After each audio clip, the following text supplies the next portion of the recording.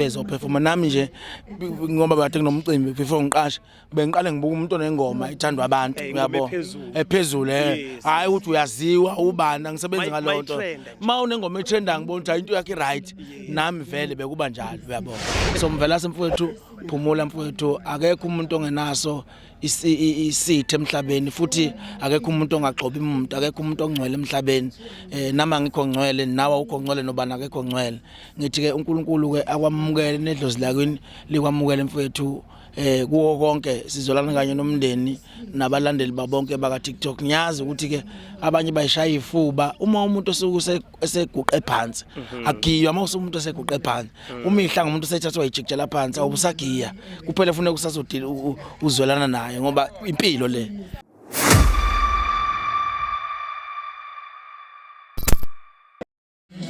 Asibingelele ke babukeli ke be Dream On TV kama lami ngo MC Man 1010 sikhona lapha ke endaweni yakaMaphumulo lapho khona ke sizophelezela insizwa usiqiniseke umfoka Mvilase obedume kakhulu ke la ku TikTok einkundleni zokuxhumana kodwa ke simile nomfowethu lapha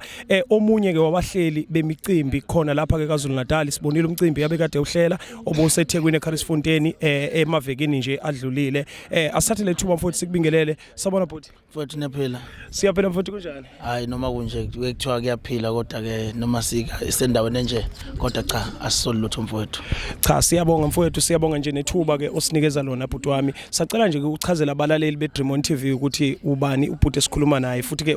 bazana kanjani nosiqiniseko. Igama lami nguNkosikhona ngwakaGumede khona la kwaMaphumulo eMthandeni from ku Fast and Quick owenza imarketing emcimbi nohlela umcimbi wamajiwelele osiqiniseko ke sihlangana ngo TikTok nanokuthi ube umkhaya sibizana ngomkhaya sazana kanjalo nanokuthi sike sahlangana ngobuso benyama ecaleni kangizwe sendawonye nje noma eseThekwini nami beke bana lithuba lokumbona. Cha uma ngaba mfowethu uzwa lezi zindaba zikufica kuphi wena uzithathe kanjani uzamukele kanjani futhi mangaba ke zifika kuwe. Ngangise khona angisazi ngakhona commitment enganginayo kodwa umoya wami walimala kakhulu ngoba ayikho phela bafowethu into esuke engalungiseki nanoma ngabe kuthiwa kunjani bafowethu lento yesibhamu uyabona ukuthi idlangisile insizwa sikhiya ngesibhamu ngithi cha bafowethu ayibekwe phansi ikhale la okonakele khona nala okuxatshene khona kusondelwe sikhulume kuhlalwe phansi ngoba ayinhle lento ngoba wonke umuntu unezingane ayizele akuyona impilo lento ukuphila ngokugadwa 24/7 ngoba unqane ukuthi awazi ukuthi ugxobe bani nobani nanokuthi ke noma ngabe usiqiniseke wenzani kodwa ke ngiyacabanga ukuthi bakhona abantu abasuke bebadala kumuntu okwazi ukubabiza uhlale naye phansi ngoba njengami nje njengawe ukhona umuntu omdala mabe report kuyena owazi ukuthi uyakwehlula mayese kukhuzile lithi yeka lonto uyakwazi uyayazi uyeka lonto okungeke ukuthi akekho umuntu ke obemdala obengakwazi ukukhuza isiqiniseko ekhuzeka so bafowethu ayinhle kakhulu lento umoya wethu ulimela kakhulu kunzima kakhulu bafowethu ngoba uyabona ukuthi ayimile lento ka TikTok iyaqhubeka njalo njalo. Cha mfowethu kuyazwakala uma ngaba ngibona lana ngokwe program uneminyaka u27 nje kuphela usiqiniseko besamncane kakhulu ngithi angivumelani nawo ukuthi uthi bakhona abantu abebengakwazi ukuthi ke bakhulume naye mhlambe bambonise lapho khona ephambuke khona mhlambe ke bhuti ake sibuyele emcimbini umcimbi uhambe kahle siubonile wamajiwelele kwamnandi kwadela kwathi tu mhlambe ke usiqiniseko njenganomuntu mawukhuluma lapha ke stage othi umuntu obengamfuna umuntu ocindezelwayo ubefuna ukuthi ke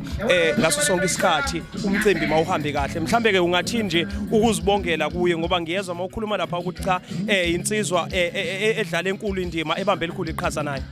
Cha mfethu Mvilase ngiyabonga kakhulu mawuzobona lapha emapage nakhe ku TikTok isakhona amapage omcimbi ephusha ngiyabonga kakhulu Mvilase mfethu uNkulunkulu nedlozi lakini lalikhona lime nawe futhi likwamukele umsebenzi wakho mfowethu mkhulu kakhulu ngoba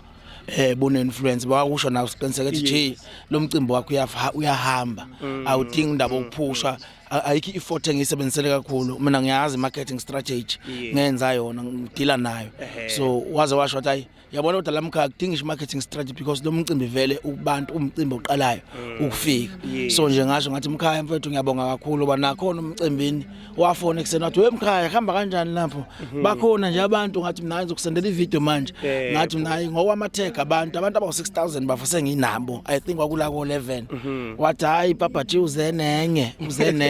so mvela semfowethu phumula mfowethu akekho umuntu ongenaso isithe emhlabeni futhi akekho umuntu ongaxobi umuntu akekho umuntu ongcwele emhlabeni nama ngikho ngcwele nawe ukho ngcwele nobana akekho ngcwele ngithi ke uNkulunkulu ke akwamukele nedlozi lakini likwamukele mfowethu kuwo konke sizolana kanye nomndeni nabalandeli babonke baka TikTok ngiyazi ukuthi ke abanye bayishaya ifuba uma umuntu oseguqe phansi agiywa uma umuntu oseguqe phansi umihla ngomuntu osethathwa ijikjela phansi awubusagiya kuphela ufuna ukusazodila uzwelana naye ngoba impilo le iya mfowethu ngiyezwe ngempela ke nami ngiyavumelana nawe alikho isoka elingenasici mhlambe ke okugcina bhuti wami njengoba ke simazo siqiniseka ukuthi ke ube yi-influencer futhi ke ungenile wagxila kwindima kaMaskandi wakwazi ukuthi awushintshe umculo kaMaskandi abakhiphe ngapha kuma USB nakuma CDs abafake ngapha kuma digital platforms ukuthi umculo awumakethwe ngapha mhlambe ke njenganomuntu owumhleli womcimbi ungakuveza yini ukuthi ungavuma yini ukuthi mhlambe ekuthenini inqashe abaculi usiqiniseko ube nayo irole ayidlalela ukuthi nikwazi ukubona abaculi abashaya ingoma yangempela angithi nje uma uzoqasha noma makuthiwa uyasebenza uya-check into ethiwa ama-trending uyamchecka umculo osemehlweni abantu bakhona umculo othola usemehlweni abantu kodwa abantu abamazi bazi ingoma kuphela ethi umuntu mayisengena stage uye lo mase beyangena so social media ke futhi nakuma YouTube uma streams ibe ne-influence kakhulu lento yeingoma zabantu ukuthi zihambe abantu bethanda ingoma kodwa umuntu abamazi kodwa usiqiniseko wenze abantu bagcina sebekunotice ukuthi hayi laba bantu laba singabazi asibalethe thina njengabahleli bemicimbi emicimbini bezoperforma nami nje ngoba bathe kunomcimbi before ngiqasha bengiqale ngibuka umuntu onengoma ithandwa abantu uyabo ephezulu hayi ukuthi uyaziwa ubani ngisebenza ngalonto ma unengoma etrenda ngibona ukuthi into yakhe right nami vele bekuba njalo uyabo so nje ube ne-influence enkulu kakhulu siqiniseka futhi siyambonga ngalokho ngoba thina abahleli bemicimbi usiqwashisa into eningi nathi besingazazi yes hayi mfuthi siyabonga ngethuba engathi ke singamphelezela kahle siqiniseko la ngaphakathi siyabonga bhuti ngana kwethu menjalo nani Tremont TV thank you so much siyabonga siyabonga